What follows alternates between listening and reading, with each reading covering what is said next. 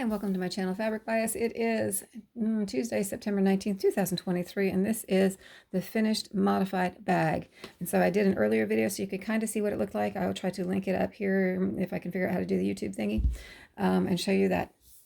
This is the second bag, the first aid one that I modified, and I'll show you. I'll try to put that link up if I can figure out how to do that too. Up here somewhere, you know, wherever YouTube puts it on that. So here's the bag. It was designed to be carried this way. My first modification was I did want it to be carried hands-free, so I needed to add a strap. And the way I did that was here. You can see in the other video, I just sewed right across here, and I used key rings so that I could loop it through, and I didn't have to pull apart this seam. And I made the strap adjustable. It is technically removable because you can take the key ring out, but it is actually a little bit more difficult to use a key ring to do that because it kind of sticks on its way in, back in. I did add another strap to the other side to match that one so that I could do the same thing on this side. It's sewn here so it doesn't float. This key ring won't float back and forth.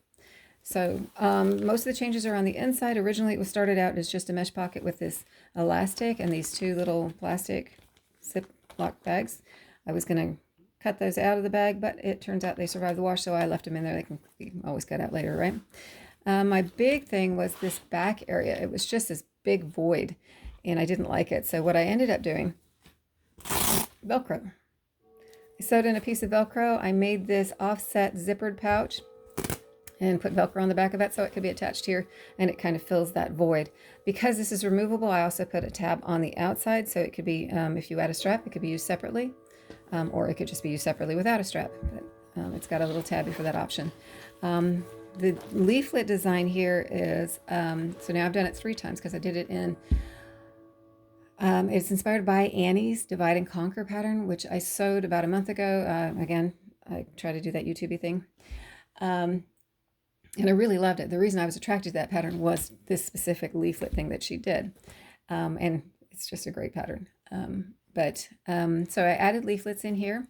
If you want to see those other videos, again, I've done this. This is my 3rd time. I did it originally with the by Annie pattern, and then I did it in the first aid modification I did, and now I'm doing it with this one on that one. So this one has, on this leaflet, has elasticize.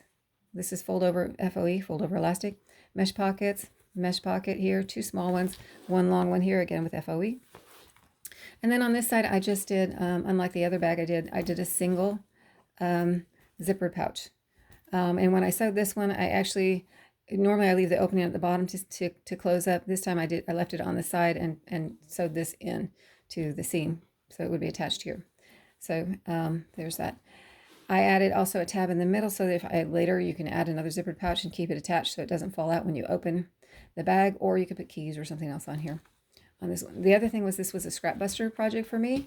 This was what I had left of Kona Red. I used it for the outside and the inside of this zipper pouch, and then I ran out of it. Oh, and then I used it for here to line both sides.